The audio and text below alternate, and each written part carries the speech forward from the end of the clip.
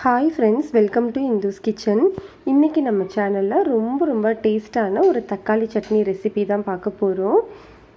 சூடான இட்லியோடு இந்த சட்னி வச்சுட்டு கொஞ்சம் நல்லெண்ணெய் ஊற்றி நீங்கள் சாப்பிட்டீங்கன்னா சாப்பிட்டுக்கிட்டே இருப்பீங்க. அவ்வளோ சூப்பரான ஒரு சட்னி ரெசிபி இது.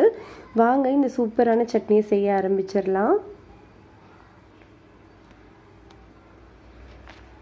ஃபர்ஸ்ட் ஒரு கடாயில் 2 ஸ்பூன் அளவு எண்ணெய் சூடுபடுத்திக்கலாம். எண்ணெய் நல்லா சூடானதுக்கப்புறமா இதில் ஒரு 1.5 ஸ்பூன் அளவு கடலைப்பருப்பு, 1.5 ஸ்பூன் அளவு உளுந்தம்பருப்பு சேர்த்துக்கலாம். இது ரெண்டுமே நல்லா பொரிஞ்சு வரணும். இந்த அளவுக்கு பொரிஞ்சதுக்கப்புறமா இதில் ஒரு 8 பல்லு பூண்டு சேர்த்துக்கலாம்.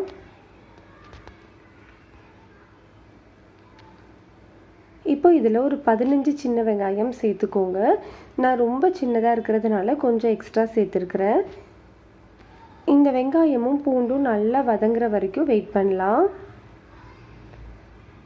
இப்போ இது வதங்கினதுக்கப்புறமா பெரிய சைஸ் தக்காளியாக இருந்ததுன்னா 3 எடுத்துக்கோங்க. மீடியம் சைஸ்னால் 4 தக்காளி எடுத்துகிட்டு ரஃப்பாக சாப் பண்ணிவிட்டு சேர்த்துக்கலாம். இந்த தக்காளி நல்லா வேகணும். நல்லா மசிஞ்சு வர வரைக்கும் மிதமான தீயில வச்சு வதக்கிடலாம்.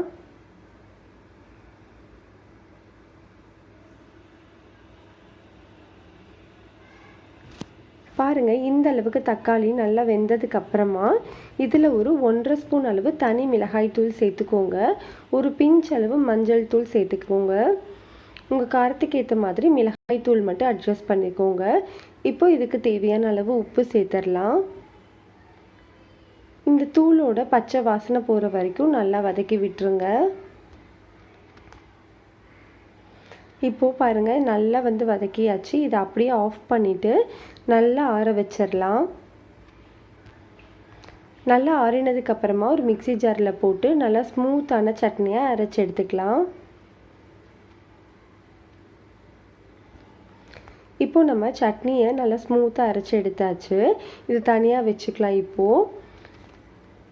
இப்போ ஒரு கடாயில் 2 ஸ்பூன் அளவு எண்ணெய் சூடுபடுத்திக்கலாம். எண்ணெய் சூடானதுக்கப்புறமா இதில் ஒரு 1/2 ஸ்பூன் அளவு கடுகு, 1/2 ஸ்பூன் அளவு உளுந்தம்பருப்பு சேர்த்து பொரிய விட்டுறலாம். இது ரெண்டும் நல்லா பொரிஞ்சதுக்கப்புறமா இதில் ஒரு கொத்தளவு கருவேப்பிலை சேர்த்துக்கலாம். ஒரு 1/4 ஸ்பூன் அளவு பெருங்காயத்தூள் சேர்த்துக்கோங்க. இப்போ நம்ம அரைச்சி வச்சுருக்கிற சட்னி இதில் சேர்த்துடலாம். சேர்த்துட்டு நல்லா மிக்ஸி ஜார் கழுவின தண்ணியை இதில் நான் சேர்க்குறேன். சேர்த்துட்டு நல்லா கலந்து விட்டுருங்க. நல்லா மிக்ஸ் பண்ணதுக்கப்புறமா இதை மிதமான தீயில வச்சுட்டு ஒரு மூடி போட்டு 5 நிமிஷம் நல்லா கொதிக்க வைக்கலாம். பாருங்கள், 5 நிமிஷம் ஆயிடுச்சு. சட்னி எல்லாமே நல்லா சுருண்டு வந்துருச்சு பாருங்கள். அவ்வளோதான், நம்ம இப்போ ஆஃப் பண்ணிடலாம். நம்மளுக்கு ரொம்ப சூப்பரான ஒரு தக்காளி சட்னி ரெடி ஆயிடுச்சு. ரெசிபி உங்களுக்கு பிடிச்சிருந்தா லைக் பண்ணுங்கள், ஷேர் பண்ணுங்கள்.